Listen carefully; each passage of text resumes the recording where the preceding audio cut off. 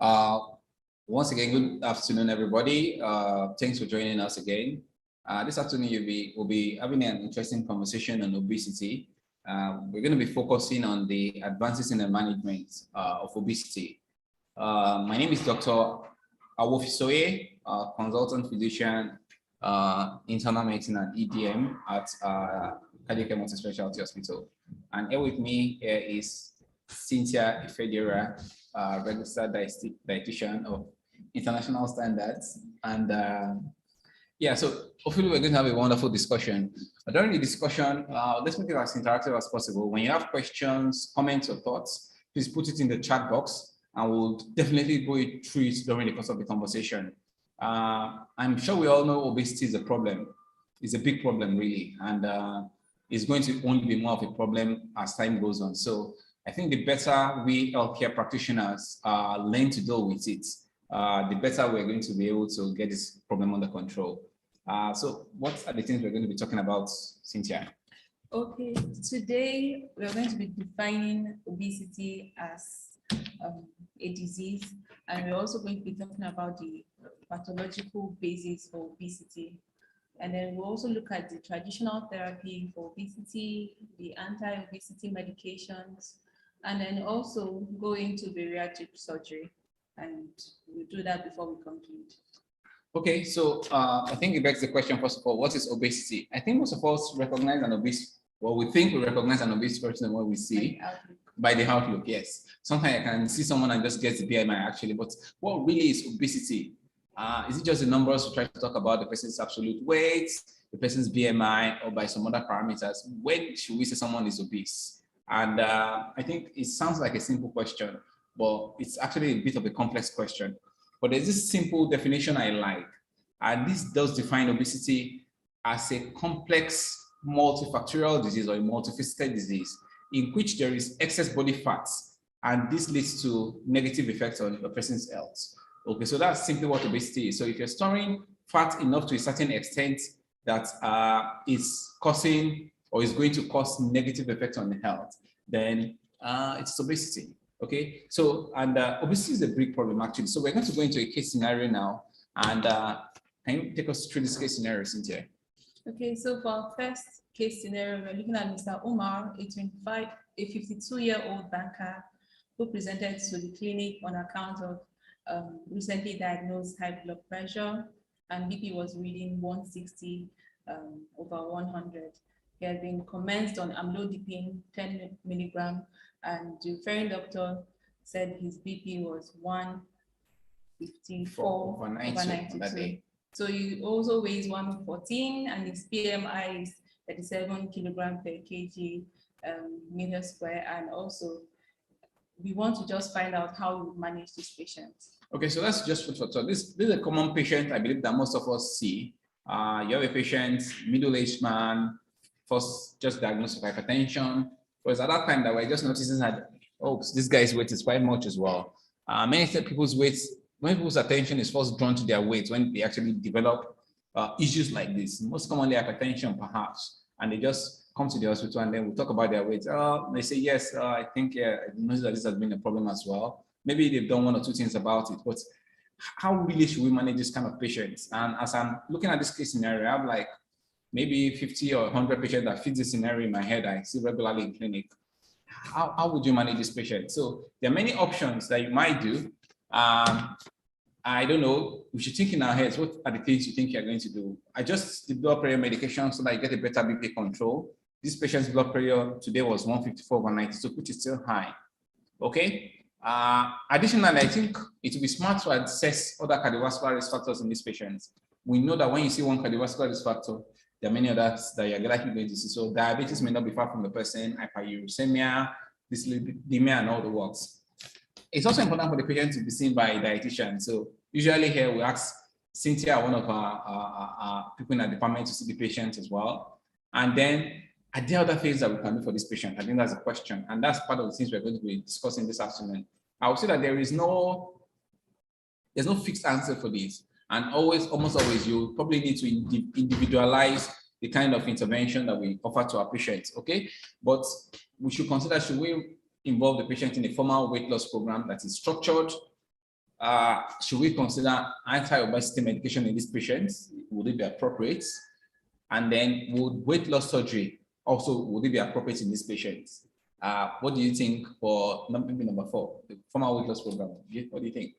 Okay, for weight loss, formal weight loss program, of course, it's very ideal because it helps in reducing other cardiovascular risks, and also it's just first line because whatever program you want to use, you must also have a formal weight loss program by seeing a dietitian. So that's very key. Okay, so I think I agree with you. And what makes a formal weight loss different? I mean, we can talk about it. What makes it structured is that there will be interactions that is defined to be done by this time to this time. There's going to be a lot of accountability, documentation, and all of those things likely to make it to be more likely to be successful. Now, let's see now. Measuring obesity. I'm sure a lot of us are familiar with the body mass index, which is what we typically use to measure adiposity. But there are a lot of limitations for the BMI, and I mean, that's been a topical issue recently. It's just that most of the time, or many of the times, it's still the best tool we have, particularly when you're measuring on the population level. So effects of age, gender, and ethnicity on body composition, and even the distribution of fat in individuals, the BMI does not look into that. We do know that weight for weight, or even BMI for BMI, someone older, possibly someone of a female gender, and certain ethnicities, maybe most notably Asians, are likely going to have a higher percentage fat in whatever kgs you're getting compared to other subsets of people.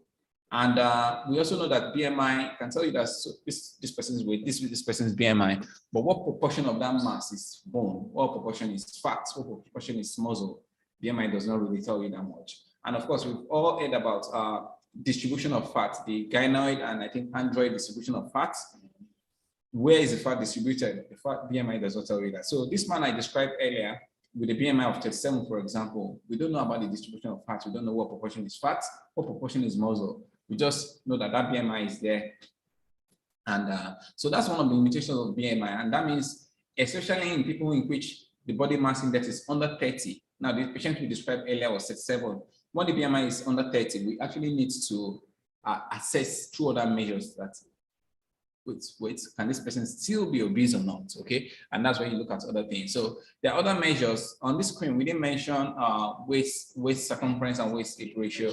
Okay, but other measures including skin fold thickness, using the bioelectrical impedance, which is used in a lot of research, including some that were done in Nigeria, underwater weighing, and even a DEXA scan, amongst other things, can be used to assess the proportion of the body tissue that is fat, and then can be used to perhaps define obesity a little bit better than BMI. So it's important that we have put this into perspective. Now, using the BMI, cutoff for obesity is greater than 30. Of course, there's a way we classify obesity. We'll talk about that in subsequent slides.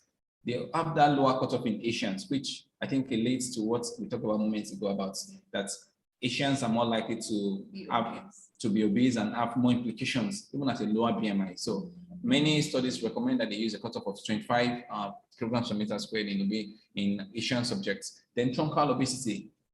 It's fairly easy to do, but I don't do it as often as I used to do it before, actually, unfortunately. Okay, but it's important for us to check waist circumference. Males and females, there are different cutoffs that have been discussed. I'm not sure we have real population-based figures in Nigeria, but we adopt ones for the Europeans as recommended by WHO. So that's the figure that is used in Nigeria. So it's actually easy to do. And I think I'll suggest that we measure our patients' waist circumference at least. Then if you can do the waist ratio, and if it's above this cutoff, even in someone with a normal BMI or a BMI that is not seemingly obese, we should do that. So the importance of waist circumference and waist ratio is actually more in people that don't meet the traditional definition of obesity using the BMI. Okay, so I think it's something we should do, and we should have a tape measure in our offices so that we can just check that in those patients, and so that you can still pick that someone else no you have. And the important, what makes the waist circumference and WHR important is because of we know that the visceral adiposity is the problematic one. Yeah. So that it measures that just precisely, and then we can know the patient that have high cardiovascular risk, and then we can make the right decisions for them. We talked earlier about the classification of obesity. So we have the class 1, class 2, class 3. of course, obviously, the higher the class, the more the problems they are going to have. So how common is obesity in Nigeria? Surprisingly, even with all the issues with the economic situations. From experience, I see a lot of people with obesity. Yeah. We normally want to say there's a double burden of overweight and underweight, but mostly, especially in Abuja. Yeah, so it's really and I think another important thing is that people under-recognize obesity. So a lot of people are actually obese, and then by the time you tell them that you are obese, they find it difficult to accept. They find it difficult to believe that, no, as I am like this, no, I have a big stature, and they have different words they use for it. They link it to healthy living. Absolutely, and then they link it also sometimes to familial stuff. Some people try to quickly argue that they have big bones as well, they are big like that, and all of those things. So we have some studies in Nigeria. These are meta-analyses, and a study by Adeloye et al. Put the prevalence of obesity alone at about 14.3%. Overweight, obviously, people that are overweight are more than the people that are obese in Nigeria. So if you put those two together, that's going to around overweight and obesity from our study to be around 39%. That's quite a lot. Of course, in a country like US, about half or at least over half of the population is thought to be overweight or obese. Okay, but our numbers are nearing that. Importantly, it's more among females, more among people who dwell in the urban areas like Abuja, and more in people with higher socioeconomic status. So it's important for us to recognize that. And the prevalence that was obtained by Chukwuonye et al., also from another meta-analysis as well, I think it's consistent with the figures quoted by the first study. So obesity and being overweight is quite common in Nigeria. I mean, 14.3%, that's about 15% is quite each chunk of the population of adults. I'm sure we all know that obesity increases the risk of all cardiovascular disease and even risk factors. So obesity increases the risk of diabetes, of hypertension, stroke, of heart disease. Yeah, I put the relationship with diabetes. It does increase the risk of diabetes by up to 5 times. So people who have class 3 obesity are about 5 times more likely to have diabetes compared to people who are not obese or overweight. So the pathogens of obesity, this is a very interesting part of the discussion. Obesity is a very complex disease, and that reflects in the definition we gave today. It's very complex. And I think in the last maybe few decades, we've been able to appreciate how complex indeed it is. And it's quite common maybe a few years ago, maybe even till now in certain practices, for you to just simply see someone that is obese and you just think that, okay, this guy is indisciplined and then he's eating too much, okay? But obesity is actually quite beyond that.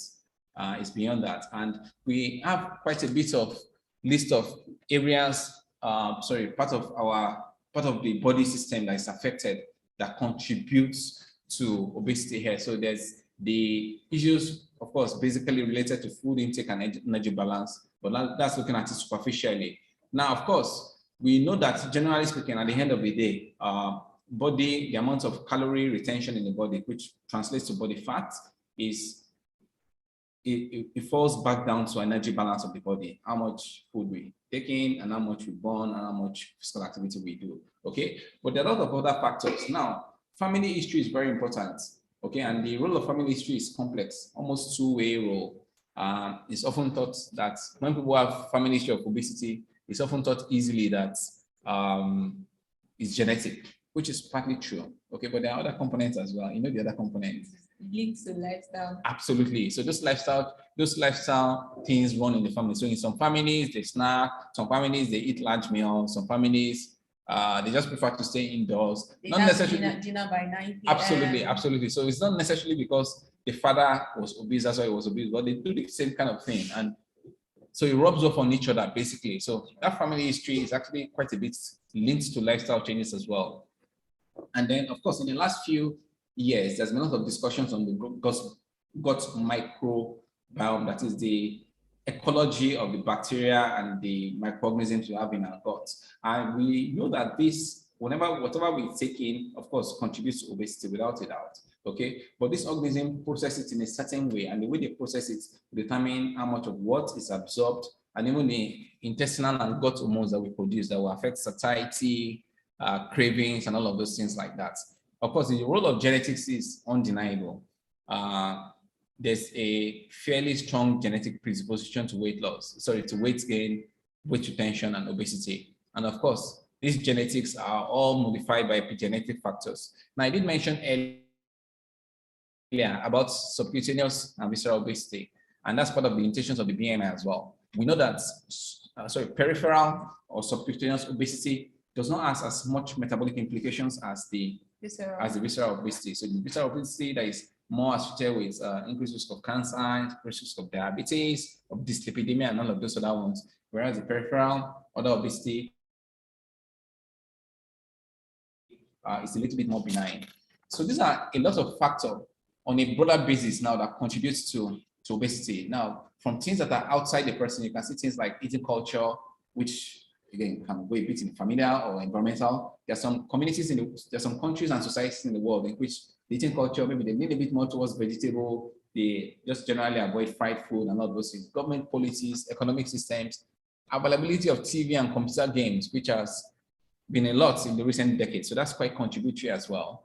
And then kind of transportation is available, social media, food marketing. So in countries in which you see a lot of big billboards of hamburger, you watch TV for like 15 minutes and then you see adverts for Coke or for something. Sorry, I'm mentioning brand names. So those things can actually influence the way people desire to eat, influences their cravings. You can't crave what you don't know. Okay, and there's a way that all these things actually get to our subconscious and influence people's dietary style. So those are important. And then of course we now have intrinsic things that is intrinsic to the particular individual. We've talked about genetics. We've talked about genetics related to family history, certain medications,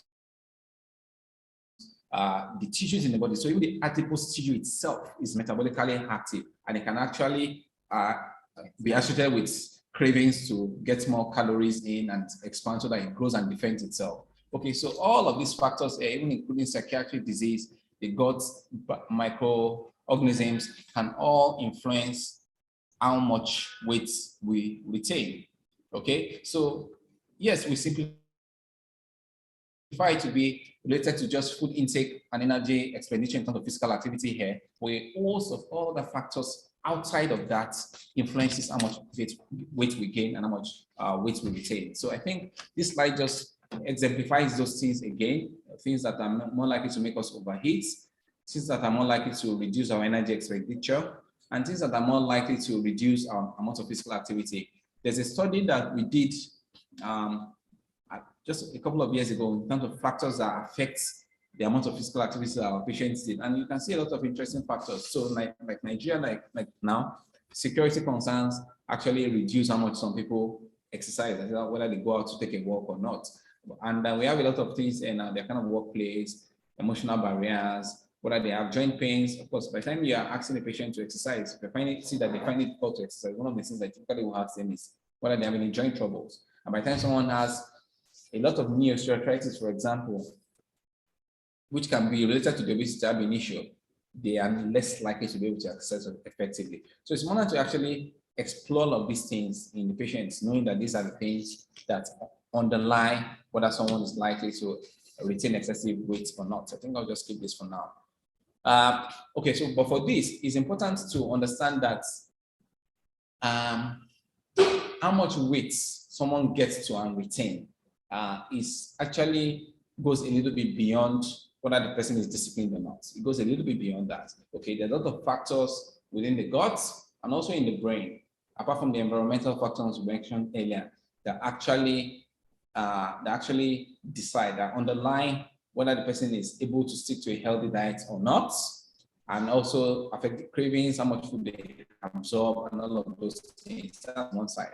On the other side too, the implication of a particular amount of fats in our body for our metabolic and for cardiovascular disease is actually quite variable in people. And a lot of all these humoral mediators actually affects that as well. So from the things within the adipose tissue, to things within the gut, to the pancreas and the brain, all of them act and affect how much weight people are likely to retain.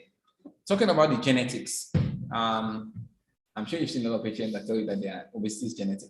Yes. Yeah, they tell you that they have a family history. We did mention earlier that having a family history is quite a bit complex. Some of it may be genetic, but some of it may just be the environmental influence of people around you doing this, and then you're more likely to do that. Okay, but we do know that there's a strong genetic basis for obesity. Okay, there are some monogenic causes of obesity, which are fortunately rare. Okay, they are more linked to the pathways related to satiety in the brain, so related to leptin, melanocortin signaling pathways in the brain. Again, those are fortunately rare, but they have led to a lot of lessons in terms of the neurological basis of obesity, so to say. Of course, we also have some syndromic obesity syndromes. The syndromic obesity syndromes, again, fortunately, most of them are not common. Those Prader-Willi syndrome, Bardell syndrome, and about maybe 10 or 15 others of those syndromic obesity syndromes. Fortunately, they are less common, but those are things that show us that there's a strong genetic component to obesity. Now, the common obesity we see is quite polygenic, more like type 2 diabetes. So you see that familiarity, but for most of them, you cannot point to a single gene or even 2 or 3 genes that are causing it. It's polygenic, that is a cluster of genes that if you see them totally in common, maybe the person is more likely to be retaining weight and likely to gain weight. So in terms of this genetic, yes, it has made us to understand obesity better, but there is no one gene that you can target, at least for now, for the polygenic and common obesity that can give us something to treat or to improve obesity in itself. So why is obesity important? What are the complications of obesity that you've seen before, Cynthia? The very common one I see here is the cardiovascular issues. Absolutely. And diabetes. Absolutely. Dyslipidemia as well. Absolutely. So these three are just like absolutely. So I think anytime we see, while we don't want to stereotype obesity and all of that, but anytime we see subject with obesity, and we know obesity is a disease itself, we must look for a lot of all these things. Okay, so the obesity can be complicated by metabolic issues, diabetes, fatty liver, hyperuricemia, can be complicated by cardiovascular issues, hypertension, MI, stroke, even structural issues like osteoarthritis, obstructive sleep apnea, psychological issues, depression particularly, and the decreased quality of life. And of course, many cancers, including colon cancer, are linked to obesity. So these are a list of metabolic disturbances that are associated with obesity. And I'll say virtually all of these are common actually. Virtually everything here is common. Okay, so malignancies, including colon, breast, and pancreas. So being aware of it, actually, I think it should change the way we approach obesity. And I think that traditionally we have approached obesity, maybe just giving a word of advice to the patient. But I think in 2023 now, we as physicians, we need to do a lot better than that in terms of actively treating obesity. So how have we treated obesity now? Of course, Cynthia is a dietitian. You see a lot of patients with obesity.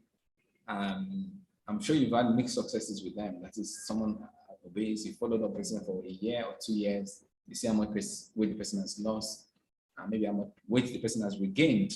Okay, so what is, at least if you see someone that is obese, so like that person we gave in the case scenario, the 52-year-old, I think was a banker, that was found to have hypertension, and the BMI was 37. In terms of the basic diet and lifestyle changes, how should we approach such a patient?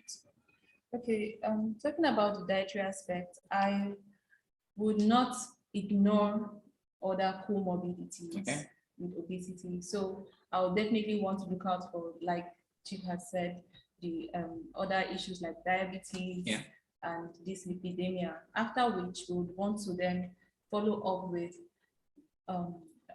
lifestyle, his diet history, and what he's just doing in the present. And usually some patients come in and they want to direct you towards intermittent fasting. They want to talk about keto diet and all of those. So we would just want to find a sustainable way to follow up with these dietary changes. So I'm going to pause you there. Then let's quickly take a poll, audience. We have a poll here, and we have 2 polls actually, but let's take this first poll here. So the poll has 2 questions. Okay, so let's load this poll and let's try to answer it, and then we'll continue with this slide. So the poll is live now. Let's try to attempt the poll, please. We have 2 questions there. The first question is related to body mass index, and then the second question is related to dietary plans.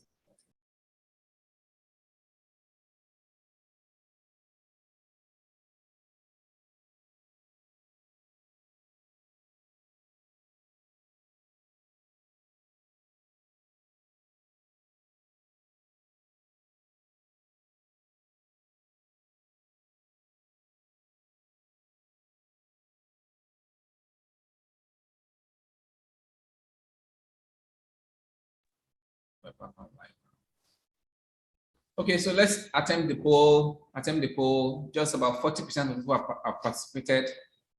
We have 30 more seconds. Attempt. Concerning BMI, which is following is correct. Does it more overestimate or underestimate obesity? I think we talked about it earlier, actually. Yes, we did. Okay, and that's one. And then secondly, which of the following dietary plan will most likely give us sustainable weight loss? I think I'm liking the responses. Well, yeah, maybe for the second one, but for the first one, okay, thank you very much. I think people have tried their best. So I'll just share the poll results now so we can see. People actually tied the first question, more of like a tie to me anyway. BMI, is it more likely to overestimate obesity in the general population or to underestimate? Well, as it is, it actually is more likely to underestimate obesity in the population. More people are actually obese than the BMI would suggest. That's the truth. Okay, so BMI will likely underestimate obesity, and it is recommended that for people who have a BMI of less than 30, and you just think that they may be obese, it's important for you to check the waist circumference, waist hip ratio, body frame. Absolutely. Okay, so for the second question, we asked that which will most likely lead to sustainable weight loss. I'm happy the least number of people picked keto diet. It is usually unsustainable. In fact, I've never seen someone that sustained it.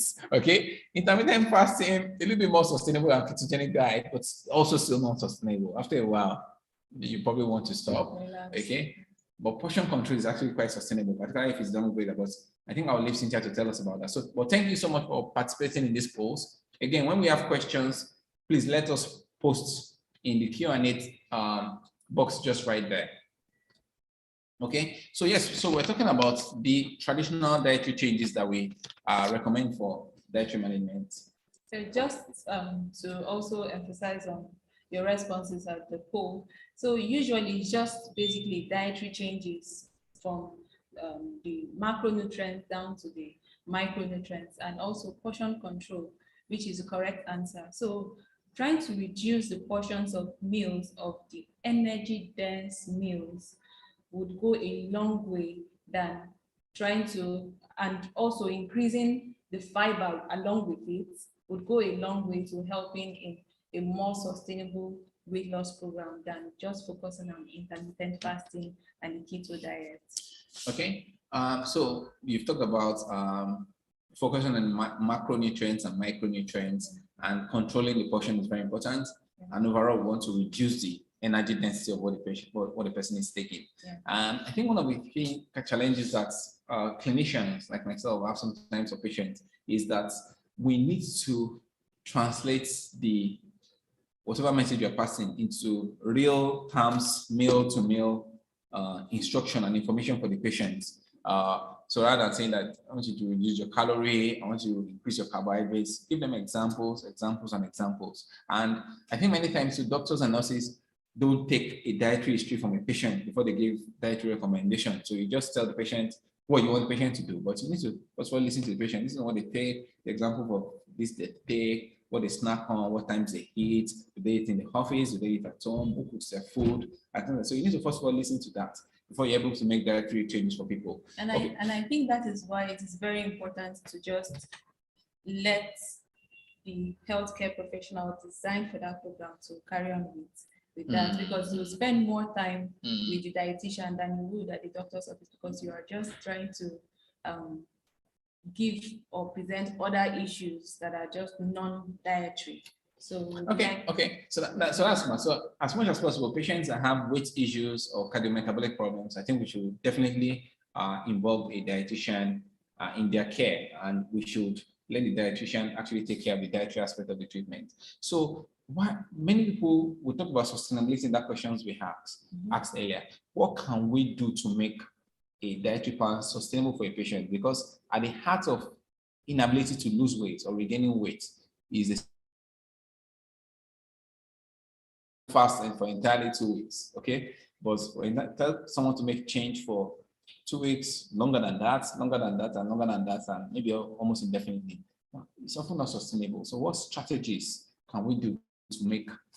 Okay, so talking about what you said earlier, it has to be individualized. We have to take particular history from each person so that it would suit his activities going forward. Because if it's a one-size-fits-all approach, it's definitely going to be less sustainable, and the person will definitely relapse in the end. Absolutely.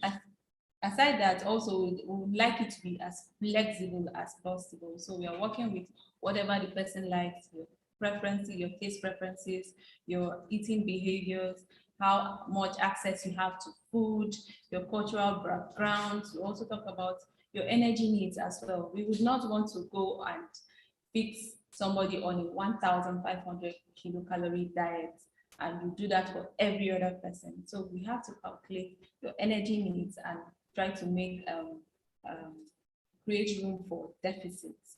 So that's where this can also be sustainable. Absolutely, absolutely. So now there's always, I've had this discussion several times. Is it more important to really reduce the amount of fat in the diet, or we should focus on the carbs alone? Okay, so they are both macronutrients. Okay. And some even say focusing on more protein because of its thermic effects and all. But we just consider them as high calorie diets. So we definitely need to use both of them in a way that you would not even feel so hungry while having low calories. So that's where a lot of fiber comes in. That's where a lot of fiber comes in. So now to the so-called keto diet. It was a fad maybe about maybe like 3-4 years ago when I first got to Abuja. I was just hearing keto diet everywhere. In fact, I had to come look it up for the first time. What was this? I probably wasn't taught this too well in medical school and all of that.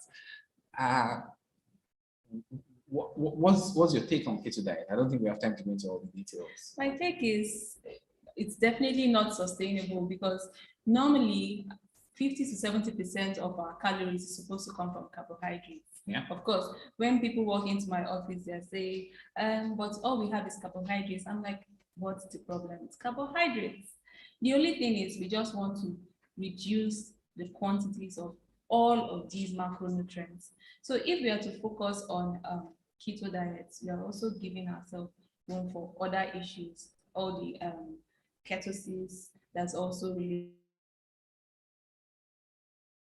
to it. And we should not forget that the keto diet favors people with maybe pulmonary diseases, the COPDs and all, because we are focusing on more proteins, more fats, which have lesser possibility of causing stress when breathing. Absolutely. So you have said that the weight loss that people get from keto diet is often not sustainable or consistent. Studies have shown that yes, you would lose weight, but you would relapse and you would gain back. And the diet is difficult to adhere to in the long term. True. I'm yet to see anybody that adhere to it for long enough.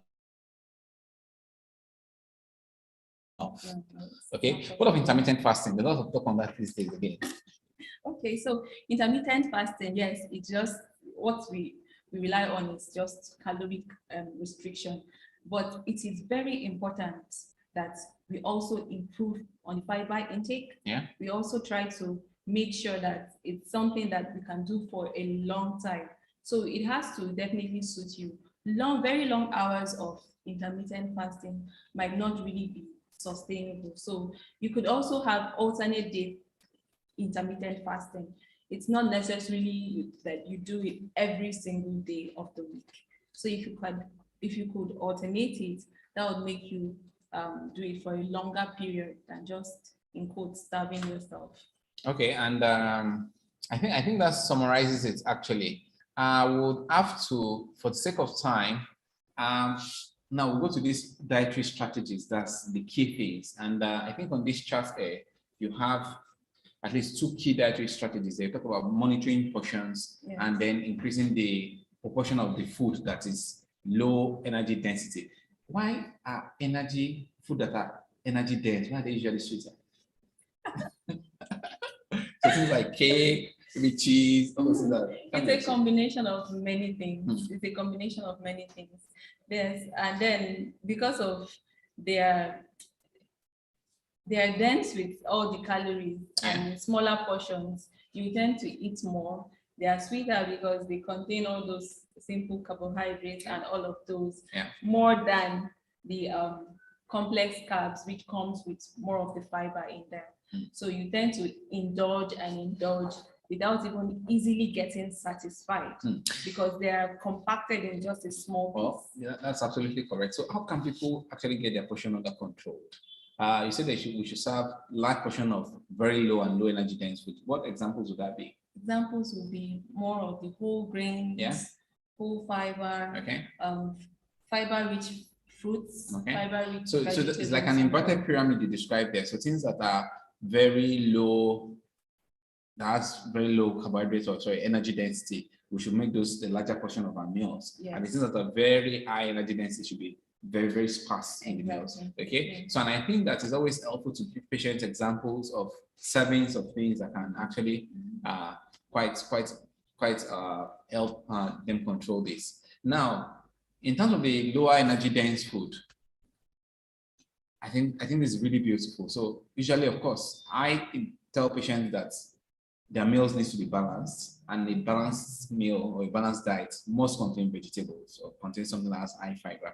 So filling half of their plate with fruits or vegetables is very important, and that they should starting the meal with the first course of that kind of broth soup you described and salad. Actually, it fills them up a bit and limits how much cravings you're going to have to finish the food. However, there's a catch to it, yeah, because most times patients come in and say a lot of fruits, yeah, and a lot of vegetables. Know that people with obesity already have risk of diabetes. That's why it is very important to check for their blood glucose levels. Okay. So you don't load them with a lot of fruits. Particularly sugar fruits. Yes, yeah, a lot of fruits, which would also cause poor control of the blood sugars. Yes. Thank you very much. Thank you very much for that. So I think that's important. So you did mention earlier about the proportion of different classes of food that should form our calorie intake. So carbohydrates should form most of our calorie intake. Fats should be less ideally. Protein should have these portions of them as well. Now, why do people run from fibers? They feel they are boring. Well, they feel they are boring. They're a bit boring actually. But I think with self-motivation and discipline, one could get used to them actually. Yeah, that's why it's always also good to encourage variety. So you don't have to just say fiber or vegetables and then you leave them to their fate. So you provide options. Okay. So lastly, on this part of the traditional management of this, added sugar, added honey, sweeteners. What was the recommendation on that now, in terms of someone that is trying to control their weight? Okay, since they also have high calories in them, we would like them to put them to the bare minimum. That's for sugar and honey. And also substitute, yes. Yeah. Substitute with fruits, yeah, or fruits. Okay. Sweeteners. And absolutely, we know that some of the artificial sweeteners recently has come under query of carcinogenicity, absolutely, and cardiovascular risk increase. So we should recommend for our patients to be quite cautious with that. So, of course, we'll talk a little bit about the traditional treatment now. We're going to have further discussions now about the advanced treatments for obesity, which are now more and more available. Once again, this discussion is coming from Cardiocare Multi-Specialty Hospital. My name is Dr. Awofisoye. I'm a consultant physician, internal medicine, endocrinology, and metabolism. And here is Cynthia Ifediora, a registered dietitian. So here in Cardiocare, we focus on cardiovascular disease, internal medicine, hypertension, diabetes, obesity, stroke, coronary artery disease. And one of the key things we do here is coronary interventions, which we do for patients that have ischemic heart disease, so cath lab for stenting and other interventions.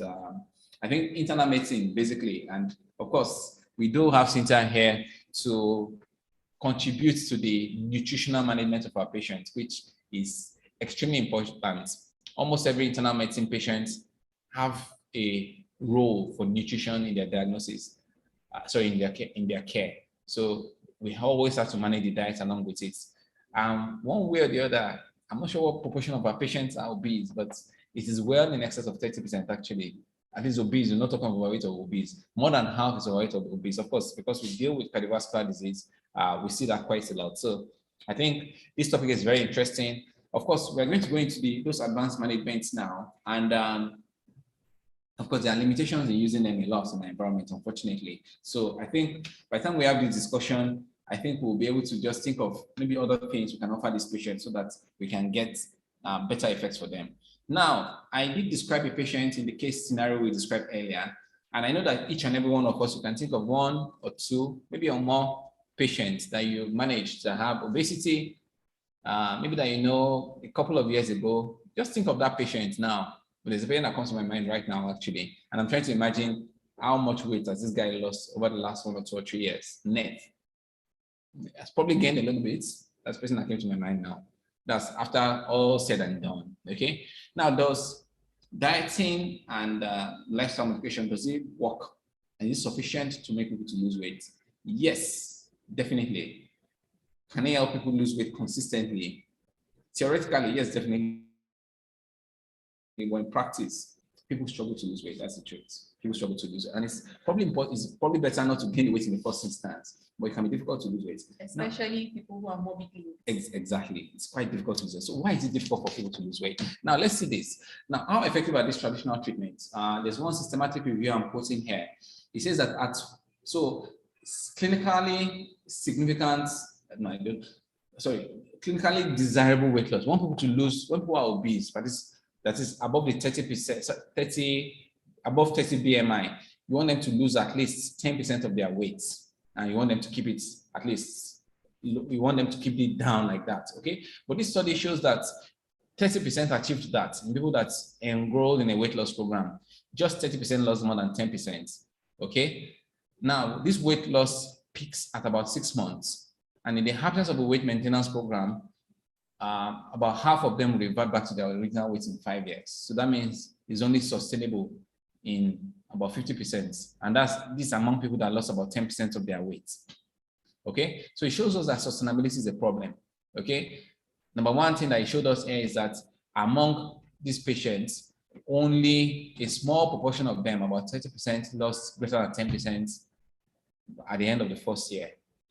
Second thing to put in mind is that while they lose, the peak weight loss happens at about 6 months, it means that after that, the weight begins to gradually increase back, and half of them are back to their original weight after about 5 years.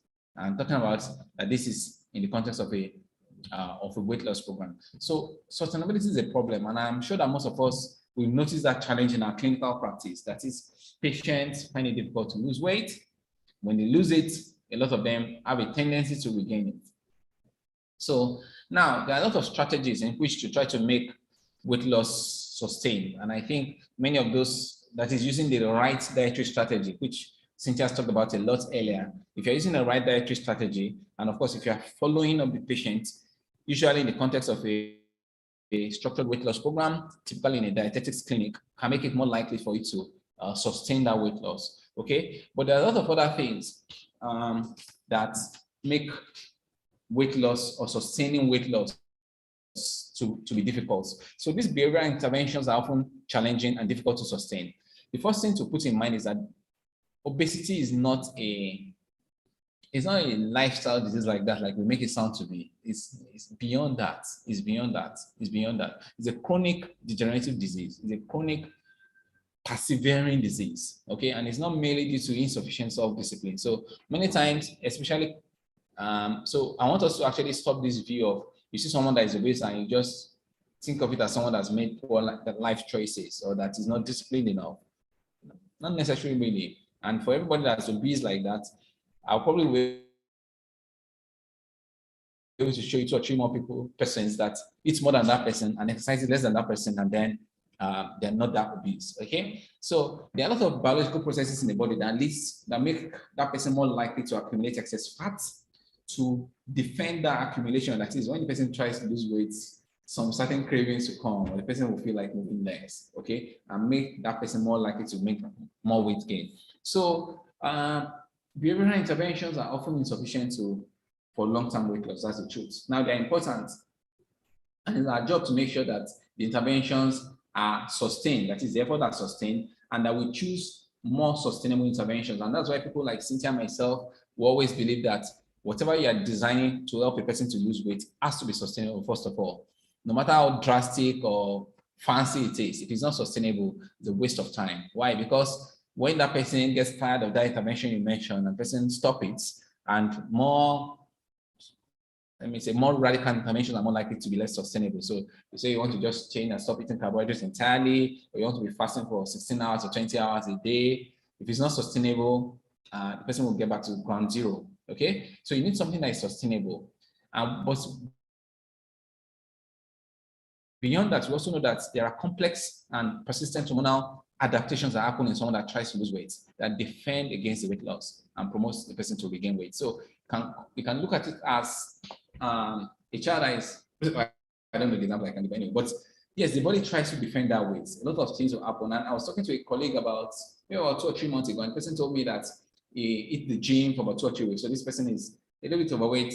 That should be, I think BMI will be around that 30, 32. Okay, he did the gym for a while and was able to lose about maybe 10 kg. But immediately he lost that weight, for the next 1 to 2 weeks, like craving shawarma, craving drink, craving ice cream, craving orishi, and those cravings just kept coming until after a few months, he gained quite a bit of weight and got nearly back to his preceding weight. Okay, so I'm trying to tell us that losing weight through this behavioral intervention is important. We as clinicians, we need to help people to sustain it, but we have to put in mind that there are rewirings that have happened in the brain that makes the person likely to regain the weight, that fight, and we call it the body is defending against weight loss. So a lot of things, mechanisms that underlie weight regain, the examples that are given here, some of these neurohormonal mechanisms are there that would, when the person loses the weight, before weight loss, the person was just at a certain level. After the person loses weight, these hormonal changes are there that will lead to increased hunger, reduced satiety. So the amount of food you were eating before, maybe during the time you're trying to lose weight, you just don't feel okay with it again. That's on one side. On the other side, you can see less energy expenditure. Okay, so that means there's more energy efficiency. That is, the muscle can move and burn less calories to achieve the same thing. Body mass is now down. Sympathetic nervous system activity, that's SNS activity, is reduced. There's reduced leptin, which is the satiety hormone, and all of these things make it more likely for the person to regain weight. So, yeah, the threat of regaining weight is there, and it is quite difficult for the weight to stay down.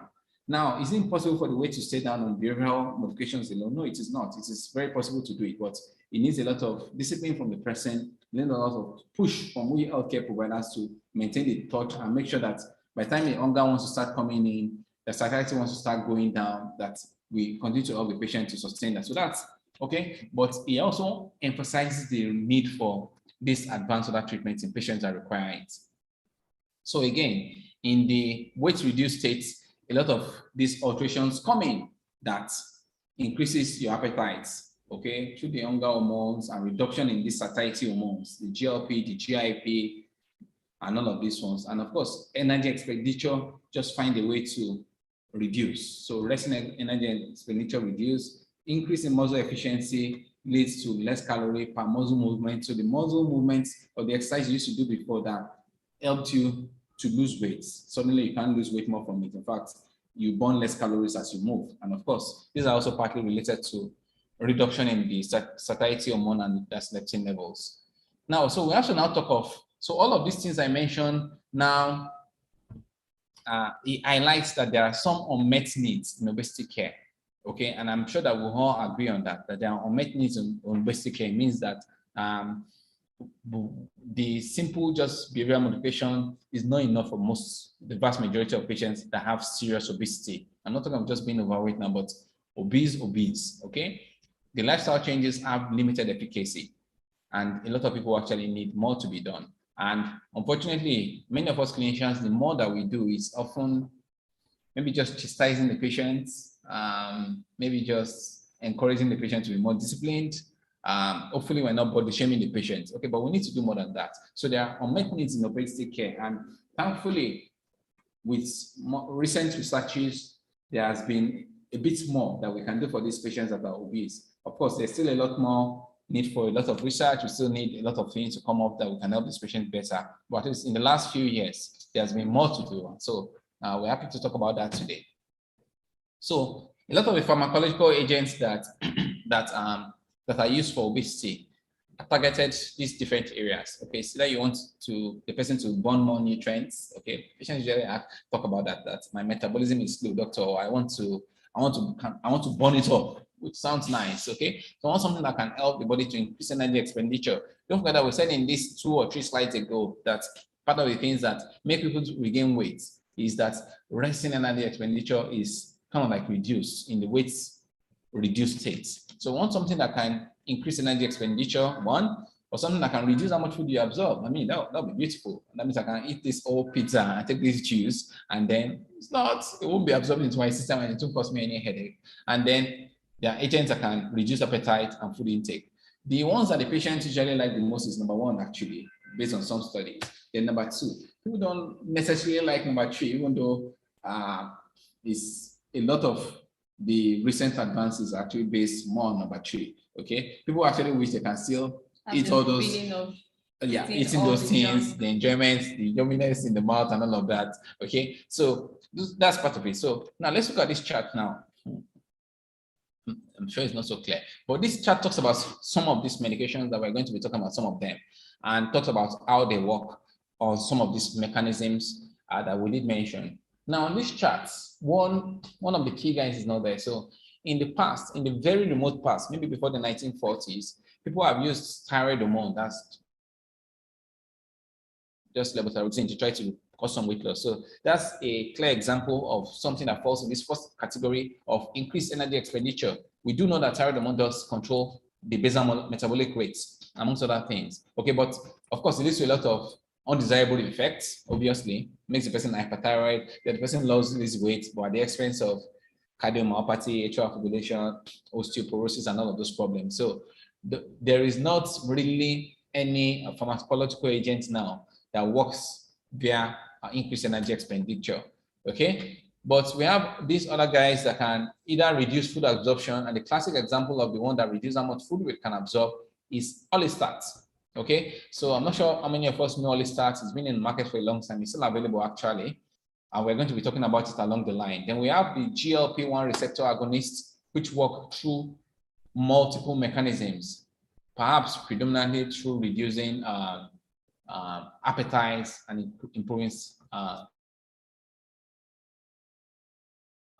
satiety. Now we have cell melatonin, almost sounds like melatonin. So cell melatonin is a MC4R agonist, and it's one of the agents that acts in the brain. MC4R is very closely related to regulation of the leptin melanocortin pathway in the brain, and that can actually suppress appetite. We'll talk about it briefly as well. And of course, several years ago, we had now trexone bupropion, which is an oral agent. Phentermine topiramate is also an oral agent. Both of them suppresses appetite at this CNS level that's in the brain. Okay, so these are oral agents that are here, suppresses appetite. These are injectables, and this works at the level of the intestine. So going forward, okay, so I've mentioned some of these agents now. So Orlistat is a lipase inhibitor. It's widely available, actually. In some countries, it's actually sellable over the counter. I know that a lot of things are over the counter in Nigeria. Okay, it has been approved for a long time, but the amount of weight loss that Orlistat gives us is quite modest compared to placebo. Maybe additional 2.8, that's almost 3 kilograms more over the course of about a year. So that's not too impressive. It's still something, but unfortunately, it has quite a unfavorable side effect profile, particularly GI symptoms. So in patients that can tolerate it, fine, okay, but it can cause a lot of flatulence, particularly if someone is not adhering to a low-fat diet. So it can cause a lot of flatulence, diarrhea, steatorrhea, that's fatty, likely smelly, and difficult to flush too. And then a lot of belching, bloating sensation, and all of that. So the side effects actually quite limit the clinical utility. I can count how many of these I prescribe in a year, so I actually hardly prescribe it. One of the main challenges with many of the older agents that we used to use is limited data on long-term safety and efficacy. Now, all the stats has been used for quite long. In terms of long-term safety, probably efficacy, yes. Okay, but cardiovascular outcomes, which has been a very topical issue these days for medications that we use for metabolic or cardiovascular disease, is there's not enough data on it. That's the truth. And some data that is on Olistat did not show any benefit on cardiovascular events or mortality. So what's the point in maybe getting a person to slim down, but you didn't reduce the risk of stroke, heart attack, or death? Well, there's still some benefits, obviously. I mean, person looks better, feels better, okay? But we prefer agents that that can give us those, exactly, that can give us those cardiovascular benefits. And that's where we get to the newer agents. So the GLP-1 agonists, which a lot of us will know actually, the GLP-1 agonist is actually one of the main topical agents that's been a topical discussion in the last couple of years. GLP stands for glucagon-like peptide. So this one agonist. GLP-1 itself is an incretin, and I'll talk about the incretin effects just now, but GLP-1 agonist mimics the natural GLP. So GLP is secreted in everybody's guts, okay? And it has a lot of effects on the body. So all of us, we have GLP-1 in our body. People that are obese, they don't necessarily have less than it. We can actually modulate a lot of things in someone's metabolism, the way our relationship with food and nutrients can be modulated. So let's quickly look at the effects of incretins, the incretin effect of GLP. Okay, so let's just start here where my cursor is. On the stomach, it reduces gastric emptying, it reduces inflammation and the amount of fat that is stored in the liver, it reduces glucose level in the blood by several mechanisms in the beta cells in the pancreas, it reduces inflammation in the brain, it reduces weight by improving satiety actually, has a lot of benefits also in the blood vessels, in the kidneys, in the heart, in the platelets, and in the amount of cholesterol levels that is present in the blood after a meal. So that's the incretin effect. So those incretin effects are widespread like that. But mainly, particularly in relation to weight, it reduces appetite. How will your patients that are obese feel about something that you give them and will reduce their appetite? Some would like that. Again, and well, some not like really want the feeling of eating. Absolutely, actually. I think it's just, I think people actually have a lot of different experiences when they get this agent, okay? But then GLP-1 agonist, the effects actually, particularly one of the key effects that help weight loss is actually the reduction in appetite. Reduce appetite, reduce food cravings, and energy intake. Now, I did give an example of a friend that went to the gym recently, lost quite some weight, and the appetite and the cravings can be reduced in the context of other things. You are actually more likely to get a more sustained weight loss, okay? And now, satiety too is important. I mean, satiety is an issue actually. Now,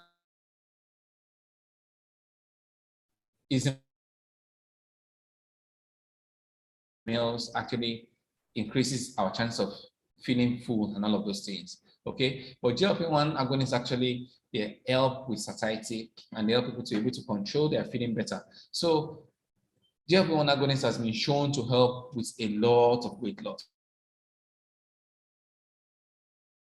Medications that have been available in the last few years. Of course, GLP-1 agonists originally were designed for diabetes, okay? They work reasonably well to help us maintain blood sugar control through some of the mechanisms we described earlier, to help blood glucose control, to improve gastric emptying. But beyond that, it leads to quite a bit of weight loss. And the medications have been improved and improved so that we're getting more and more weight loss recently. So these are available agents and formulations. I'm aware that the first two, at least, are available in Nigeria, even though I'm not sure whether they are NAFDAC registered. I'm not really sure. Okay, but we have liraglutide, which is given once a day, semaglutide, which is given once a week, dulaglutide, which is given once a week. Those are all injectable, but there's an oral form of semaglutide, which is also effective, but not as effective as injectable formats. So that's a typical example of that. Now, if we start a patient on this GLP-1 agonist, of course, most of the stronger ones are injectable. What are the clinical effects that we expect to get? So we're talking about reduction in body weight, and people can very well lose more than 10% of their weight, up to 30% in some patients actually. There can be reduction, there's usually reduction in blood pressure, and of course, there's improved glycemic control, which is desirable. Then we talked about cardiovascular benefits as well. The important thing about the cardiovascular improvement is actually that it is true glucose independent mechanism, and that means we can also use in patients without diabetes. So the GLP-1 agonists are they are actually very helpful in weight control in patients that are obese. So it gives us weight control again, and other cardiovascular risk factors and cardiovascular events are improved as well. So I'll just show us a very maybe somewhat busy slide here, but I want us to look closely at it to see how well this GLP-1 receptor agonist helps us in, number one, achieving weight loss, improving cardiovascular outcomes in people with overweight and obesity. So we can see here that the GLP-1 agonist compared to placebo, number one, let's look at liraglutide. Now, compared to placebo, in this person on compared to placebo, you get 8%, losing 8% of their body weight. In someone that was on placebo, lost just 2.6%. So the person was doing everything else, including seeing dietitian Cynthia, exercising, portion control, and everything. The person lost 2.6, but compared to someone on liraglutide, lost 8% of the body weight. That's a lot, actually. That's a lot. Don't forget that with all the lifestyle modifications, most of the time, most people don't lose that 10% that we say is quite desirable. In the study I quoted earlier, the study found out that about 30%, yeah, about 30% lost 10 kg, and that's in a structured program. Okay, so with liraglutide, you can lose up to 8%, but going to the semaglutide, which is part of the newer agents, I'll talk about them more along the line, you can lose about average of 14.9% of the body weight. That's a lot. So that 14.9% means that's about 15%, means someone that is weighing, I'm trying to come an example of that, someone that is weighing 100 kilograms average. Now, remember that this is an average. A lot of people will lose more research to find out which people are more likely to benefit from this, so that we can perhaps target it towards people that will benefit more. Now, leaving this, going to the dual agents like tirzepatide. Sorry, it's difficult to pronounce, but this is a GLP-1 and glucagon agonist. So this can give you weight loss of up to 20% of the body weight of the patient. Okay, so this agent can actually do a loss, and not now compared to placebo again. With placebo, you are getting somewhere between 2.5 and 3% weight loss. Okay, compared to something that is giving you up to 15% or even 20% weight loss. So there's a world of difference between the amount of weight loss you can get with this agent. Lifestyle changes, and we have data from all over the world actually that tells us that the vast majority of patients cannot achieve sustainable weight loss with dietary and lifestyle changes alone. Now, does that mean that we should not offer patients dietary and lifestyle changes? No, it forms a bedrock of it actually. And even with the medication and co, you will still have to do those dietary and lifestyle changes. It's just that this is 2022. We need to take it further than that. And beyond this weight reduction we're having, you also have cardiovascular benefit. That's reduction in major adverse cardiovascular events in people on this medication. So it's cardiovascular safe. In terms of safety, it's definitely safe, and it gives us quite enough reduction in cardiovascular risk factors and cardiovascular events in this patient. So we can get quite a lot of weight reduction with this agent. we can get, like I did mention here, we get blood pressure reduction, we get reduction in the HbA1c, and the cardiovascular outcome improvement is not dependent on glucose-related mechanism. So whether person has diabetes or not, we still get those benefits in the patients. So of course, these agents have adverse events. Importantly, there's a gentleman we admitted a couple of weeks ago. In fact, the only reason for the admission was because of side effects from this GLP-1 agonist. So person was quite nauseous, could not eat, was extremely weak, and had to be stopped from the agent. But among people that tolerate them, oh my God, you can get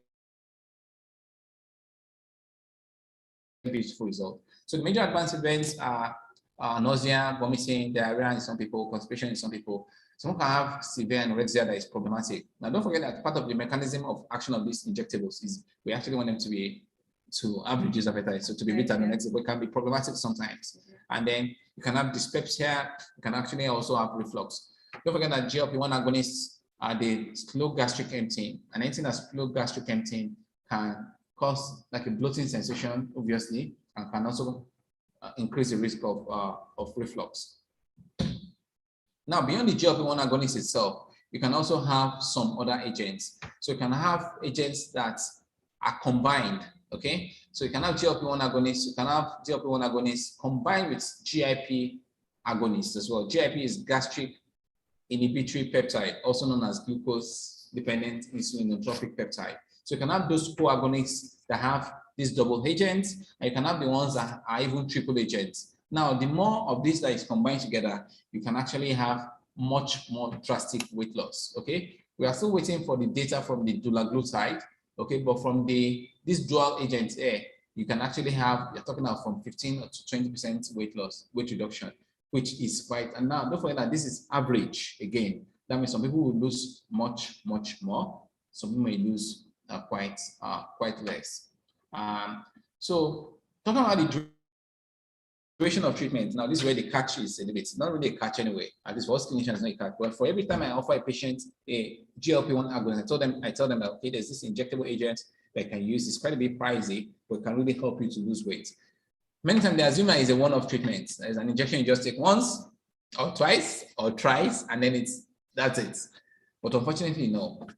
Just like hypertension and diabetes, the benefits continue as long as you continue the intervention. So it's actually long-term, okay? If the patient stop the medication, they will likely regain most of their former weight loss.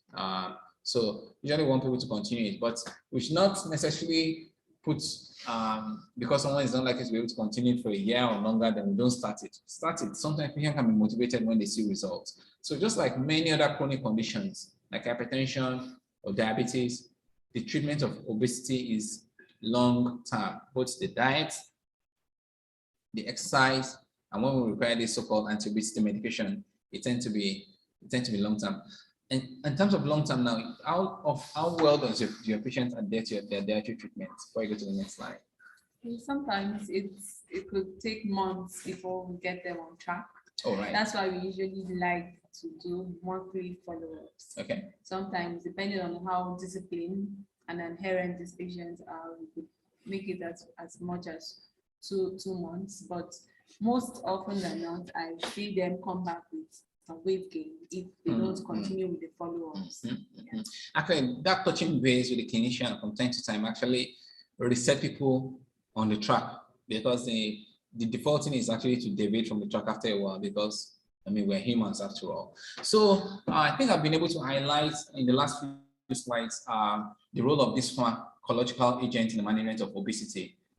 We clinicians, I know that we don't use them enough. That's the truth, particularly in this part of the world. And then sometimes we wait until someone has maybe terrible obesity complications before we try to stop just pushing them and patting them and telling them to be more disciplined before we think of using medications that we have at our disposal. So I think I want to encourage us to actually increase our utilization of these pharmaceuticals we have at our disposal. I did mention about orlistats, the bupropion and phentermine-based combinations are available in certain pockets of places, okay? But the GLP-1 agonists are actually getting more and more available. The key thing is actually just to identify patients, understand their role, first of all, ourselves, identify patients that will benefit from them, and then to offer such patients such that we can tackle obesity more and more aggressively. So apart from the pharmaceutical agent, of course, we're going to talk a bit about bariatric surgery, which has been impressive as well, actually. Bariatric surgery has been impressive. And why I'm a bit passionate about bariatric surgery is not just because I'm into metabolism, but I've seen like maybe about 3 or 4 patients differently that they tell me that they used to weigh so. Maybe they tell me that I used to weigh about 135 kg, and I look at the person just looking like Cynthia right there beside me. This is weigh 130 kg, you? Not really. And the person just brings out their phone and show me their picture in 2019 or 2017. Just a picture. I mean, this is you, and just yeah, it's actually you. What did you do? And they tell me, doctor, I had bariatric surgery. Okay, so we need to understand it. We understand the role, and it can change people's life. It can change people's life positively. So we need to understand it very well ourselves. The first thing is that bariatric surgery, or we call it metabolic surgery, we prefer to call it metabolic surgery actually, is not a cosmetic surgery. No, it's not a cosmetic surgery. It's not primarily done to look better. No, not really. I'm not sure it makes you look better anyway. So it's not a cosmetic surgery because patients often mix up with metabolic surgery with cosmetic surgery. Maybe some clinicians may mix up with cosmetic surgery. So it's not a cosmetic surgery. It's to prevent or to improve the complication of obesity in someone that is exposed to this kind of complications. So I like to say that bariatric surgery is the most effective, in quotes now, the most effective treatment for obesity. Right now, we know that some of the more advanced pharmacological agents, particularly the double agonists and the triple agonists, actually rivals the performance of this bariatric surgery. Okay, so bariatric surgery does offer long-term reduction in weight, which you are usually unable to get with just diet and lifestyle modifications alone. Of course, with this, you can get remission of obesity-related complications. Amongst all the people that I've seen that have had bariatric surgery before, and I've probably had up to maybe 20 or 30, virtually all of them had significant remission of obesity-related complications. We're talking of diabetes, going back to not requiring medications for hypertension, just a lot of things just normalize gradually. And beyond these complications getting under control, it does improve quality of life in many facets. Okay, so the complication improves diabetes, OSA, hypertension, dyslipidemia, even reducing risk of cancer, osteoarthritis, and urinary incontinence. Now, of course, it's not equally effective in all patients, and we need to be able to select the patient that will benefit maximally from this. So it's important that we don't wait until these complications are there and bad before we do this intervention. I don't know if you know what I mean. So I've seen patients that, people that the obesity is there, they have a BMI of 40, they're still saying, doctor, let me try. And they now have heart failure, they have kidney failure, they started dialysis, the joints are bad. And then that's when they now say, oh, doctor, maybe we should try the weight loss surgery you talked about. By that time, it's probably late. So it's just to find those people that have high risk, and then you can still prevent a lot of these complications. And then that is the role of the bariatric surgery. So, of course, there are many procedures. Usually I try to leave that a bit to the surgeons, okay? But there's the gastroplasty, the gastric band, the sleeve gastrectomy, which is quite common, okay? Then to the more radical one, which are the gastric bypass, especially the Rooks and White gastric bypass, and then the below-pancreatic diversion. So one of the rules of thumb for this kind of procedure is that the more invasive and the more radical the procedure, the more chances of complications a little bit, the more stressful the procedure a little bit, but most importantly, the more weight loss you're going to get. Okay, but if you did very simple procedure, for example, like the gastric band, the amount of weight loss you're going to get is more likely to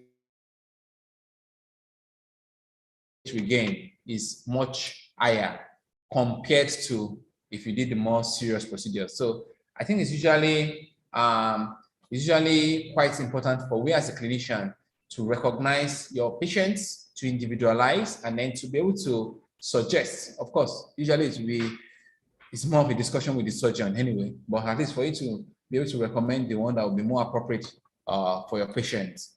So once again, this presentation is coming from Cardiocare Multi-Specialty Hospital. There's some question in the chat box. We'll go over it along the line.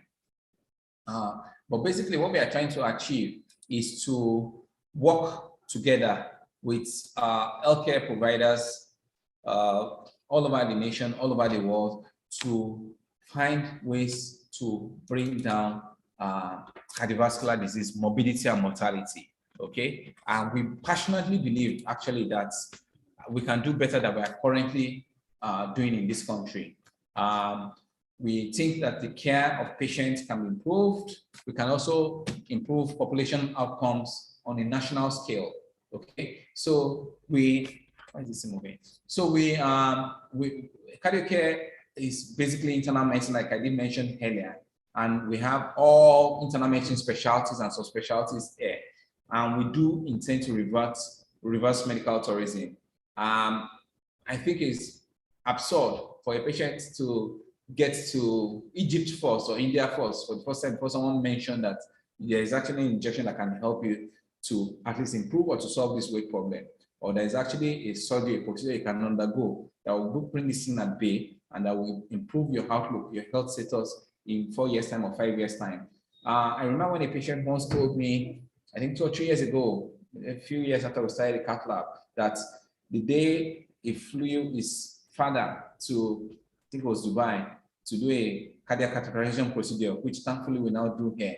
It was pain because the procedure only lasted about 45 minutes, and they spent many hours at the embassy, they spent many hours in the air, and the doctor just went, they just did the procedure and said that they're finished. I mean, just like that? Yes, just like that. Okay, so medical tourism, we want to reverse it. We believe that we can actually improve the care we give our patients here, and thankfully, we have an ultramodern cath lab here. We have an ultramodern cath lab here where we have done a lot of procedures. We've done at the time we made this slide we said over 500 successful cases, but we had tons of successful cases in the cath lab, from coronary angiography to practitioners in coronary intervention where we put in stents. And these are the standard treatments for heart attack, angina, and chronic clogging of the coronary arteries. Thankfully, we're one of the very few centers that also do it for the peripheral vessels, that's for the arteries of the leg. Pregnant patients with diabetic foods, hopefully before the leg gets gangrenous. Then we also implant a wide variety of cardiac devices, from pacemakers to implantable cardiovascular defibrillators, those are the so-called ICDs, to cardiac synchronization therapy for patients with heart failure. So most patients many patients with heart failures will require an ICD or a CRT. And it's important for us as clinicians that are taking care of such patients to be aware of the need for such and the availability of such as well. So, and of course, many patients can require cardiac catheterization for a broad variety of reasons, measuring the right heart pressure for whatever reason. So we do that as well. And very soon, within the next 1 week or so, we're going to have our first batch of pediatric interventional procedures as well. So for endovascular closure of of congenital heart defects, ASDs, VSDs, PDAs, and all the works like that. So basically that's Cardiocare for us, and we think working together, we can actually reduce the problems associated with cardiovascular disease in Nigeria. So I think we'll be very happy to continue to work together for this, and then that's partly why we are having this webinar, so we can rub minds together. A few days ago, we admitted someone with very bad acute pulmonary edema from coronary artery disease, but fortunately we were able to resuscitate the person, and at least we had good outcomes. So again, this presentation is coming from our desk in Cardiocare, and I also want to remind us that we should put our questions in the Q&A box so that we can have discussions on this along the line. We think that as we rub mind together, we will continue to be able to improve the treatment of cardiovascular disease amongst our patients.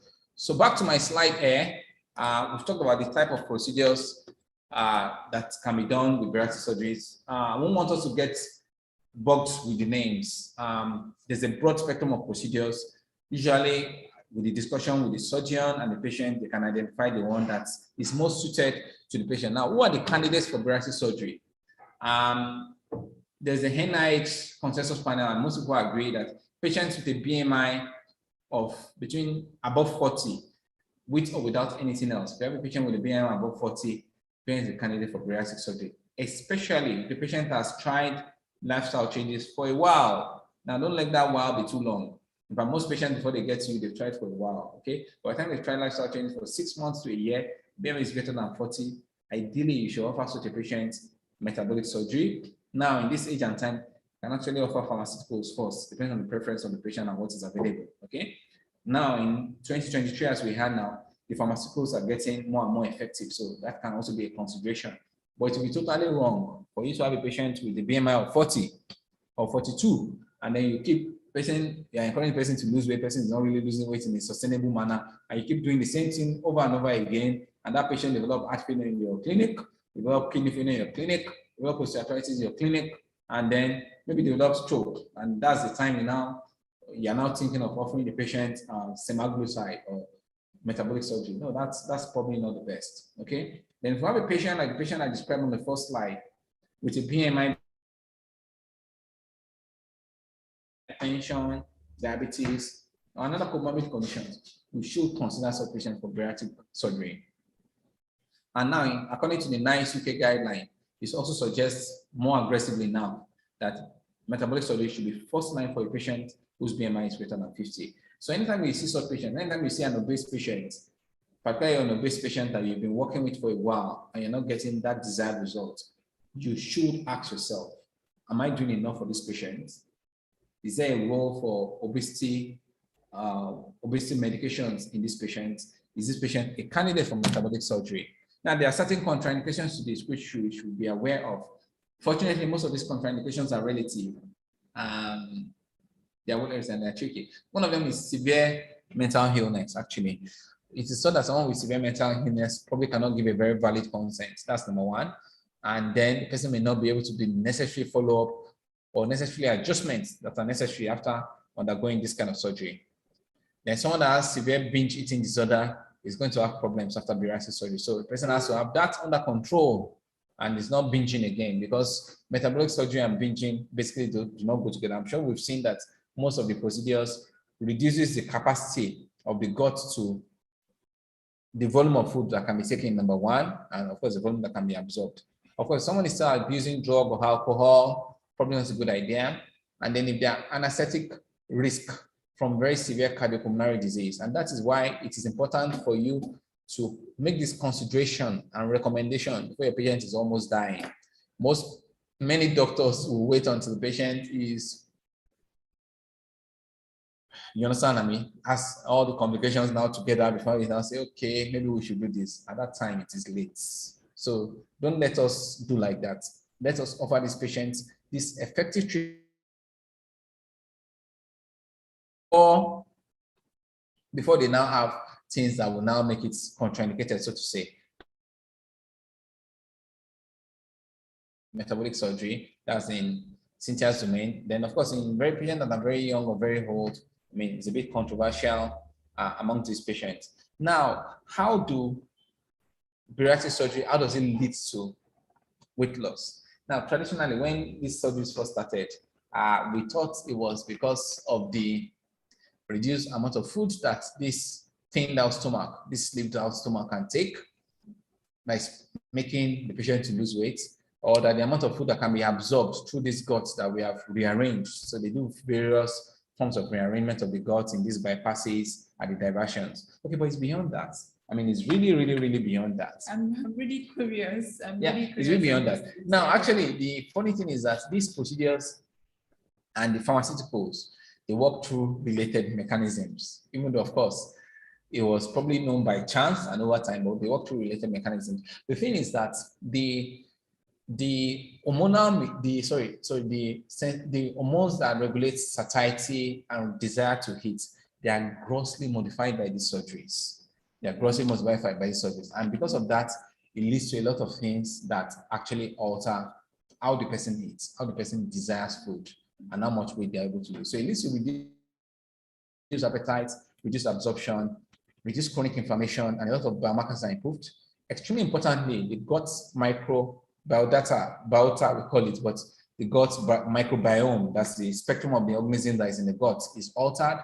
Serum leptin levels is decreased, food preferences changed, and of course, cravings reduces, and energy expenditure improves as well. So bariatric surgery actually affects a lot of these things, and all of them contribute to the amount of weight loss we see. So I'll show some of them here. So number one, we have someone that's undergone bariatric surgery will experience reduced caloric intake, reduced desire or enjoyment from eating. So if you eat chocolates a few months after you've had bariatric surgery, that dopamine surge you get in the brain and enjoyment you get from it will not really so much be there, and then you will have a lot more restraints in eating. Okay, the body is more less sensitive to leptin, and then fatty acid oxidation, which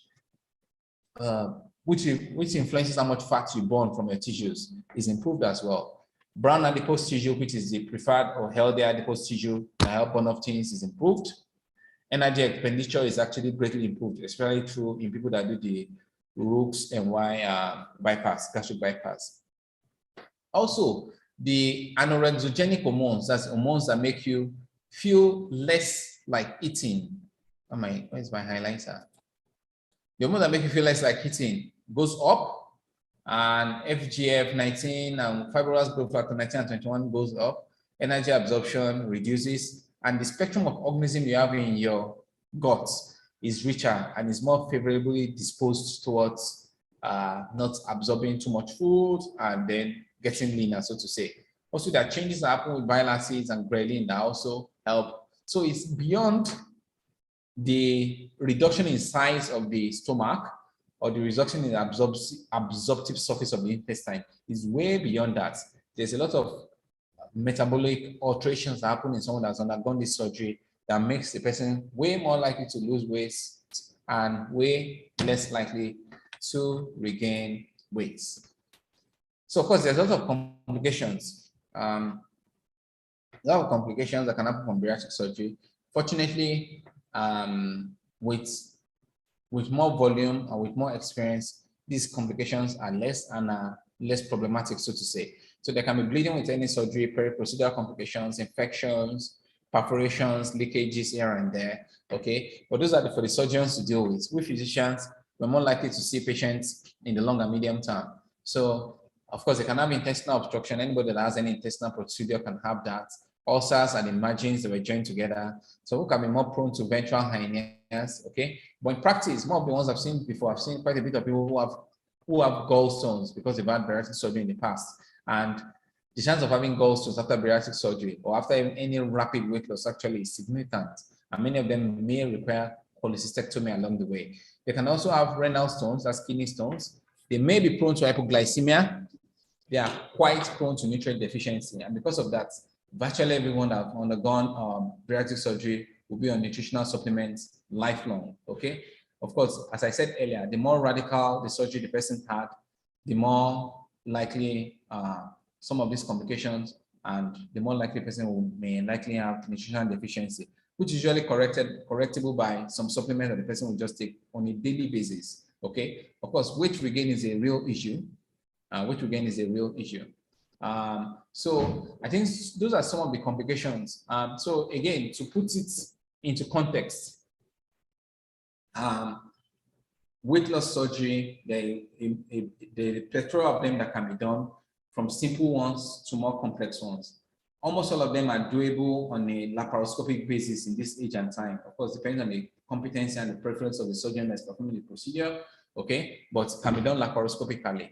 That's one. Secondly, the simpler procedures, you tend to get less weight loss. You tend to regain weight maybe a little bit faster, okay, but the more complex procedures, particularly procedures like the bypass, someone can lose as much as even 70 kg with such procedures, and it can radically change the life of the person. Of course, with the more complex procedures, nutritional deficiency, for all of them actually, nutritional deficiency is a consideration, and most of them require long-term follow-up in those specialist clinics. Most of them require to be on some sort of supplements long-term. Of course, weight regaining is an issue, but it's more important for the simpler procedures, okay? So I think it's important to note that. Now, there are other advanced treatments that can be done for patients to lose weight. One of the more interesting ones is the so-called fecal microbiota transplantation. it is thought that the spectrum of organism in the gut of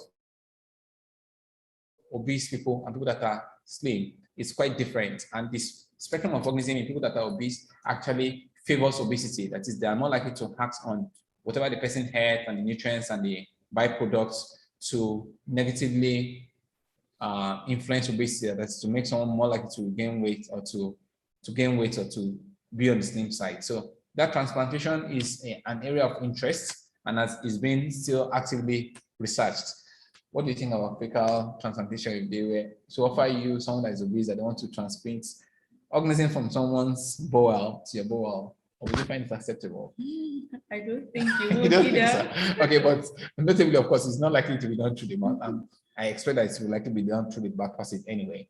But important that, so this for all of us, it's important that programs done for weight loss and weight control is structured and monitored. It is not enough, it's almost doing nothing to tell a patient that knows he or she is obese to work on your diet, try to exercise, and then just leave it at that. No, okay? It has to be structured and it has to be monitored. If it's structured and it's monitored, it's more likely to be successful. So you need to individualize it to personal preferences. And I think Cynthia has talked a lot on that. Individualize it to the person's circumstance and experience. If you don't take a dietary history from someone, you really cannot help the person diet-wise. You don't know whether the person eats at home or not. You don't know what the person leaves the house in. So those factors, those logistic factors actually influences how people eat, okay? And of course, the program should be structured and documented. So what this person does and when they do what, when they should do what, should be agreed on and written down. And of course, the person should have a system of accountability. So typically I tell patients to reflect at the end of each week and write down how many days they ate right, how many days they didn't eat right, how many days they exercise, how many days they didn't. So that personal accountability actually, it holds them responsible and it makes them more likely to do the right thing. And the role of follow-up cannot be overemphasized. If someone, it's easy to derail. For chronic disease, you easily get tired. Okay, so but frequent follow-up with the healthcare provider, with the dietitian, and that is important. And at the outset, whatever dietary program, exercise program we're giving a patient must be designed for sustainability. Okay, anytime a patient tells me that I'm on leave now, so I'm trying to exercise, I'm taking like 30 minutes walk every day, I ask them immediately, so what happens when your leave is over? Okay, so we're more interested in the sustainable one, not the one that you can just do just for now, that you're going to stop very soon. Because when you stop, the problems will come back, really. Okay, commercial weight loss programs are not necessarily more effective, but whatever weight loss plan we have with our patients must be structured, must be monitored, and must be properly documented. I think we should take some of the questions before we go to the concluding slides. Okay, so someone said that someone gave a scenario here. I think this is quite interesting. If a 2-year-old male with type 2 diabetes and fatty liver, not hypertensive, the blood sugar is not well controlled, fasting helps, but whenever he breaks the fast, even with small amount of food, the blood glucose will rise quite high, even up to about 14 after 2 hours. What's responsible for this kind of scenario? And he has said that the person actually has been referred, but it's not sure the person has been seen. And the person was recommended to start Ozempic, which is that's a form of semaglutide. And now this is not a common scenario actually. And one of the first things, so this is not fully directly related to the topic.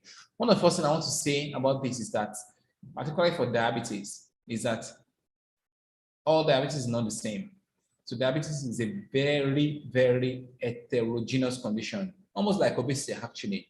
The underlying factors that contribute to an individual's diabetes, that is among all the factors that influences glycemic of the person, is quite variable, okay? For some people, hepatic gluconeogenesis is where the problem is mostly. For some people, it's more of insulin production in the pancreas. For some people, is insulin sensitivity is in the tissue. For some people, it's unrestrained lipolysis. And because of that, but it's always very good to understand each person's own, okay, and breaking down the components that is made. So in this person now, we can see that there's quite a marked postprandial hike, and that can tell you a lot for that person. So this kind of person, if I say very short term now, this person will typically require insulin actually, because the medications that target postprandial hike, I mean, person should be on it, but if it's not effective, the person will usually require insulin. So in people that have predominantly unrestrained hepatic gluconeogenesis, even when they're not eating, the sugar really goes high, which is not the case in this person, okay? But in this person, the amount of insulin that is produced per meal, it could also be the sensitivity, but it's likely that the amount of insulin that is produced per meal is just not enough to cover the glucose release after that meal. So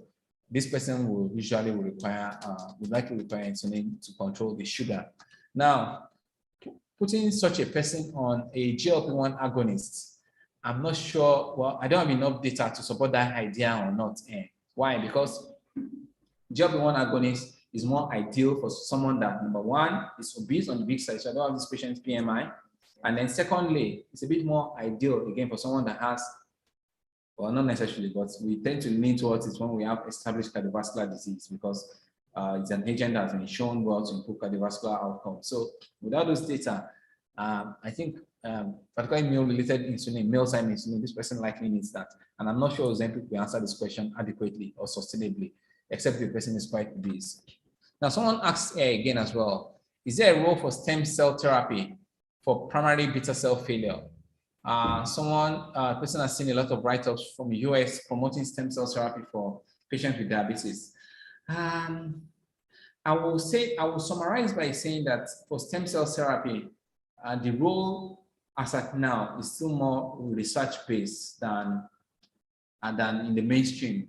So it's still more research for now. Now, of course, a lot of things, stem cell can be attempted for a lot of things, and we do know that particularly the real stem cell therapies. Now, a lot of things are purported that you see in drinks, in juice, and they say there's a stem cell drink, or there's something that they circulate around to make one drug that people put on, they say stem cell. So we're not talking about that, we're talking about real stem cell, okay? So that is being explored for a lot of diseases. So I think it's just still something that is in the research, but right now there's no established rule yet, not really. Now, someone asked here that does HMO cover injectable GLP-1 agonists like liraglutide and semaglutide? I think the short answer in Nigeria is NO. Of course, I think it depends on insurance. Someone that has the most premium insurance, maybe, okay, but I'm yet to see it, okay? Because even in the very developed and advanced countries, I mean, it's quite a topical issue because they're quite expensive actually. So in UK, for example, NHS and NICE are quite restrictive in people that are covered for that. They make sure that it's the people that would mostly benefit from it. And of course, it's not surprising because HMO coverage is a population consideration thing, and a lot of health economics go into that. But for us clinicians, we should be able to determine which patient will benefit from it, communicate such, and hopefully, by the time there's more and more understanding on both the demand side, that is we doctors understanding people that need it and will request for it, hopefully the supply side will fix itself along the line. That is, hopefully the prices may come down, more HMOs will cover it, and like that. So someone says that we need to improve the use of these obesity drugs, but how feasible is it to sustain getting the drugs given the financial implications? I think that's a challenge actually. I'll be frank with you, that's a challenge, and I've had that challenge myself. The financial implication is there and it can't be denied. Of course, hopefully we are hoping that with increased use over the years, hopefully the price will come down. But we do know that there's that challenge of pharmacological innovations and pricing and costing. I will know that in the first several years, it's often difficult to finance. But I think we're just taking one step at a time. But I think for us, putting in mind that cardiovascular disease to come at its own cost, okay? We should put in mind these medications. We should know when it is indicated, and we should recommend for people when the indication is there. Now, I will suspect that a lot of the patients that require these medications may not necessarily be able to afford it, but the ones that can afford it will try, and then we'll keep doing all the other things that are doable for the other rest of the population. Someone is asking here that about us including pediatric cardiac intervention and surgery to the range of our services. So the person is looking forward to it. So thank you very much for that. And we are really, really excited about that. It's something that's been a bit of a unmet need, so to say, particularly the endovascular interventions And of course, the open ones will be available as well. So thank you so much for that. So I think I'll just take, okay, so there's a question here that says, study indicates that antidepressant medications that, oh yeah, beautiful. Yes, definitely. So the person says that studies indicate that antidepressants can cause obesity. How do we balance the use of antidepressant medications for people that are depressed and emotionally unstable? Unfortunately, it's an ongoing concern, really. So a lot of medications can cause obesity, and we clinicians must be aware of that. And we should try to do something about that, even though sometimes what we can do about it may be limited. So medications, anti-epileptic medications, a lot of them, anti-epileptic medications, one, antipsychotics, that's medications, neuroleptics, a lot of them, their names are off my head now, but a lot of antipsychotic medications, so that's two. And of course, antidepressants, okay? Even medications that we commonly use like pregabalin, gabapentin, can promote weight gain. Also, steroids can promote weight gain. So when we're using these medications, we should judge the pros and the cons in terms of what we're trying to treat and the potential side effects, including weight gain. Unfortunately, depression itself can cause weight gain. So people that are more depressed are more likely to stress eat or to eat to fulfill their emotional needs at that time. They're less likely to move around enough, okay? They're less likely to choose their diet based on what is healthy for them. They're more likely to choose what they feel like eating to just make them maybe feel a bit better, okay? Unfortunately, the antidepressants themselves, some of them can, through various mechanisms, make someone eat more and worsen obesity. So it's really a challenge, and I think it's a challenge for the for research and for pharmaceutical innovation as well too. Now, of course, the antidepressants, some of them are more likely to cause weight gain than the others. So if someone that has weight gain already might influence the choice of medications, but it's a challenge really. So I do agree with that. That's a serious one, and I thank you for bringing that up. So I think I'll just go through the concluding slides now. I want to mention here that apart from the dietary changes we did talk about, lifestyle changes, we talked about the pharmacological agents and the bariatric surgery, there are other level changes that needs to be done that can really, if we really mean to address obesity, it cannot stop at that. And of course, that's a bit more for policymakers and things like that. People actually brought up the question of the affordability of these interventions, and it's a real concern because interventions that are there that are not really affordable to the members of the community is as well as it's not there because they can't access it anyway.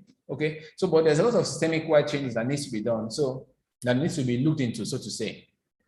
So the ones that are important here, particularly food advertisements, making sure that food that are healthy are more available. I'm sure Cynthia mentioned earlier about patients, and they say it to me all the time, our food are all carbohydrates. Of course, I disagree with them very fast when they say that. I tell them that, is this someone that tells you what to plant in your plot of land? Is there anybody that tells us? But I mean, but to make sure that healthy foods are more widely available, so to say, to make sure that the environment is an environment in which people can exercise, to workplaces, to make sure that workplaces promote ability to live a healthy lifestyle, so to say. There's a particular office in this Abuja that I've gotten a lot of referral from, that the work ethic there, they get to work very early, they leave late, and a lot of them are obese, and so those things are actually more society level changes that we need to do. Okay, even in schools, there's a lot of work on childhood obesity. Professor Numa and our colleagues actually did a lot of work on that. So those things, there are a lot of society level changes that we need to take if we want to address obesity heads on. Unfortunately, because of the double burden that Cynthia referred to earlier, that we also have a burden of underweight and maybe malnutrition. I think a lot of the government policies maybe a little bit skewed towards that side and focusing on trying to address that, okay? But we actually need to address both, that's the truth. So I think that's just food for thought. So there's a lot of other things that we actually need to do to actually make this come to pass. So to conclude, I would emphasize that the burden of obesity globally and in Nigeria also has escalated over the last few decades. And recent research has actually been helpful in understanding a lot of the underlying mechanisms of obesity, especially why it's difficult to lose weight. And this has actually influenced a lot of pharmaceutical developments. I think as we continue to understand better how all the different dimensions of obesity, including why people are more likely to regain weight that they lost, and that there are differences in pathways of obesity in different people and how they respond to treatment. All of this will help us to develop more effective and hopefully more cost-effective interventions for our patients. Okay, but this understanding is key. And I want to encourage each and every one of us to be aware of this so that we don't simplify obesity as just someone not being disciplined enough, or maybe someone just eating too much or moving too little. It's beyond that. It's beyond that. There are a lot of wirings in the body. There is an example, a professor, I think it's in the UK, I'm not sure where he is actually, he gave that asking someone that is really obese to lose weight sustainably is almost asking someone to hold their breath for 10 minutes. There's nobody that can hold his or her breath for 10 minutes. Now we can know that holding breath for 10 minutes will lead to the person's death, yes, but the person cannot do it. Why? The body would break that cycle by default, by itself. You will stop holding that breath, no matter how brave, how strong, how determined you are. Okay, so it's almost like that in some ways. Now, of course, that has its own lifestyle change, has its own bit, but we should understand that there are other underlying things that make it difficult to sustain. So while we push the patients to do the maximum lifestyle and dietary changes, we should be willing to go the extra length of offering the pharmaceuticals and also metabolic surgery for patients that require it. Once again, it's been a very wonderful discussion. Cynthia, I'm hoping that you offer the patients, you push your patients to get more when they need to get more. Yes, I will, because from this presentation, I've already found out ways to help patients, because there are like a number of them that just don't get it and they just need extra help. So yes, it's something to really consider. Okay, any final words from Cynthia? I'll leave you to give us a final word. So far it's been insightful. I've just been taking in all my chief has been saying. So it's been really insightful, even as we are trying to encourage our patients to live a healthy lifestyle. We already have seen from this presentation that it is not quite easy all the time, and there are a lot of components to these things. So we would want to also explore other means, especially when the patient is already ready for these other means of Thank you. So thank you very much, Cynthia. Thank you for joining us. You guys have been a wonderful audience. Thank you for participating in the polls. And for people that ask questions, we do appreciate that. Someone asked if the slides are going to be made available. Yes, definitely it's going to be available. And the video is being live streamed on YouTube and will remain there as well. So once again, thank you so much for being part of this webinar. It's been engaging. And we have this monthly webinars at Cardiocare Multi-Specialty Hospital, and we'll continue to do that as well. So once again, thank you for partnering with us, and have a wonderful weekend. And hopefully we can all continue to take better and better care of our patients. Thank you. Thank you.